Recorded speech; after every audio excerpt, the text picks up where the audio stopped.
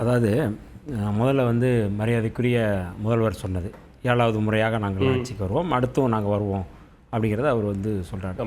இப்போ விடுதலை சிறுத்தைகள் எப்படி பார்க்குறோம் அப்படின்னா, இப்போ 1967 வந்து காங்கிரஸுக்கு எதிராக திமுக வந்து வலிமையாக இங்கே வந்து ஒரு அணி அமைச்சு அதை வந்து தோற்கடித்து ஆட்சிக்கு வருகிறார்கள்.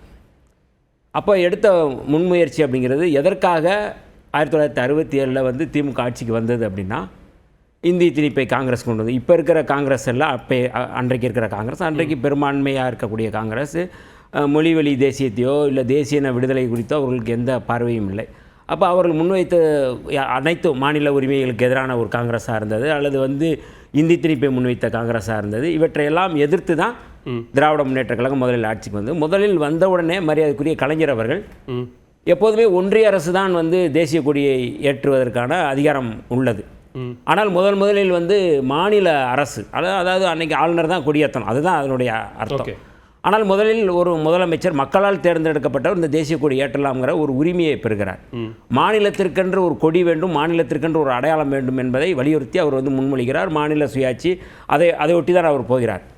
இப்போ அந்த பார்வையும் நான் இன்றைக்கு வந்து 2026க்கான பார்வை இப்போ என்ன தேவை அப்படிங்கிற பார்வை.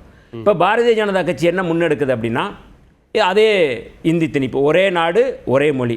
அந்த ஒரே நாடு அப்படிங்கிறது இந்து ராஷ்டிரம் தான், ஒரே மொழி என்பது இந்தி தான், அடுத்து அவங்க சமஸ்கிருதத்துக்கு போயிடுவாங்க. இப்போ இதுதான் அவங்களுடைய பார்வையாக இருக்குது. மாநில உரிமை தொடர்பாக அவர்களுக்கு எந்த பார்வையும், இந்து தேசியம் தான் அவர்களுக்கான பார்வை. நான் சொல்கிறது பாரதிய ஜனதா கட்சி.